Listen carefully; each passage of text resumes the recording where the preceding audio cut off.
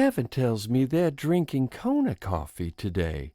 Now this is the exotic stuff which grows on the side of a volcano, which personally sounds like a terrible business plan, because I don't usually shop for groceries in places where the ground occasionally explodes.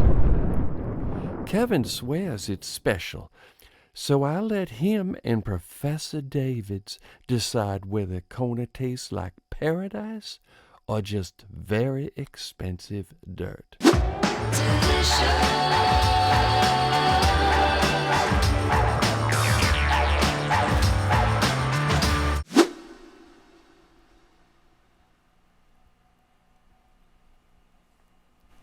It's a very nice, classic, coherent cup. Yeah, it's mine. Isn't it? Yes. Yeah. Yes, it is. It has some nice classic floral notes. Good start. I guess we could finesse around the fruit issue and call it stone fruit.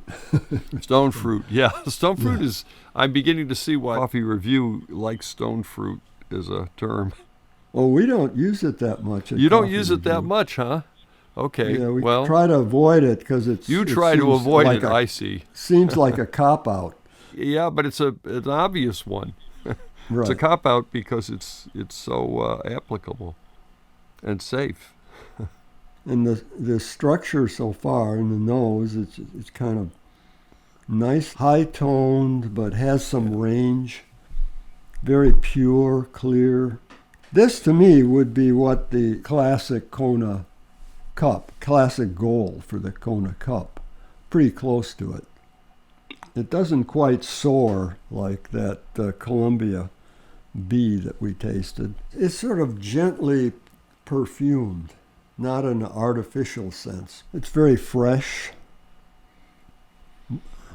like a fresh morning.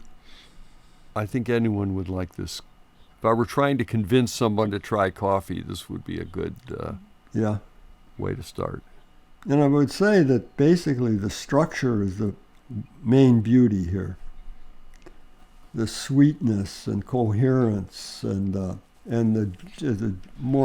generally sweet fruit and sweet floral notes, not citrus. Cherry, maybe cherry. Cherry. I've spoken cherry, I smell cherry. Yeah. You know, there are some rounder, deeper notes, some notes that anchor the aromatic range, and I'm thinking they're sweet, like sweet pipe tobacco. Mm-hmm. Like Is that fair? Yeah. Or you think that's... No. I think so too, and I know some people might not like that because they don't like the idea of tobacco having anything good about it, but there is some pipe tobaccos do I find very nice smelling. They don't have to be lit either. No, this is not lit. This is not right. cigarette. I know what you meant. Yeah. Cigarette ashtray, which is one of the worst notes in coffee. Yeah. I'm ready to try this. I am too. This beauty. A beautiful smell. Here we go.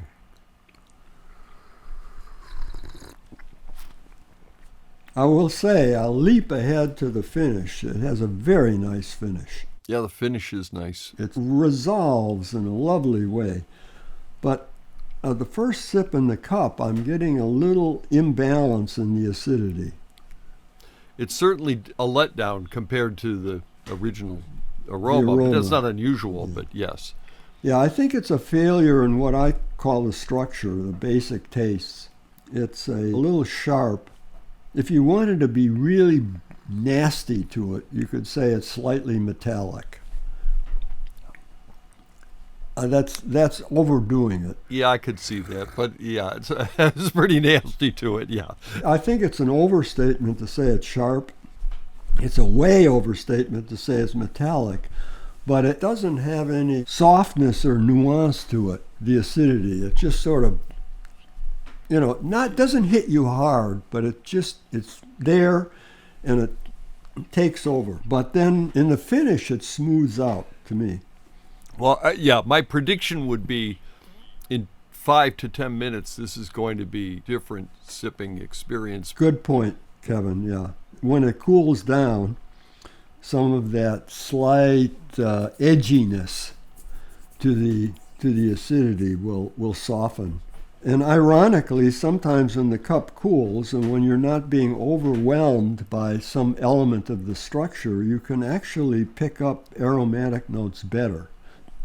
You pick them up in the nose best when the cup's hot, but in the cup itself, when you're drinking it, sometimes they're obscured by a overly energetic acidity or roastiness or some element that softens as the cup cools. I'm willing to say that I think hot coffee is overrated, in my opinion. Well, not on a cold morning. Well, I get that. I certainly, believe me, where we live, I'd argue that some of the reason for excessive cream and sweetener use, or especially cream, to bring the cup temperature down and soften it, coffee's on its way to being a more drinkable cup, but definitely it brings up the harshness. That edginess is a little bit of astringency, the puckering or the drawing on the tongue, which is a part of coffee. But if it's excessive, it's at least for me, it's unpleasant. The Kona ideal in the nose, it's not the Kona ideal in the cup, at least not yet. So we'll see.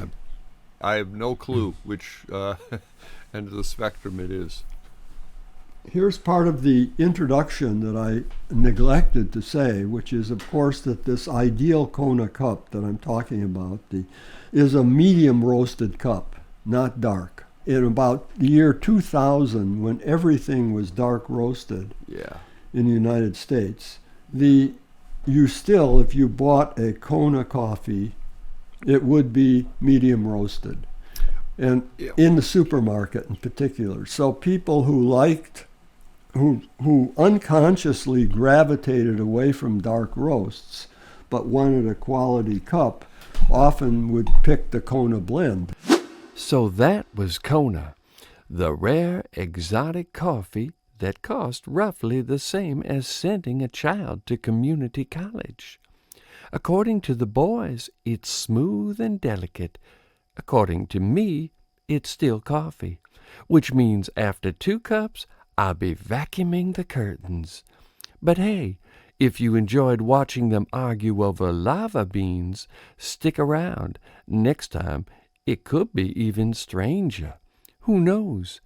Maybe they'll review decaf, which I'm pretty sure was invented by the same folks who thought leisure suits were a good idea.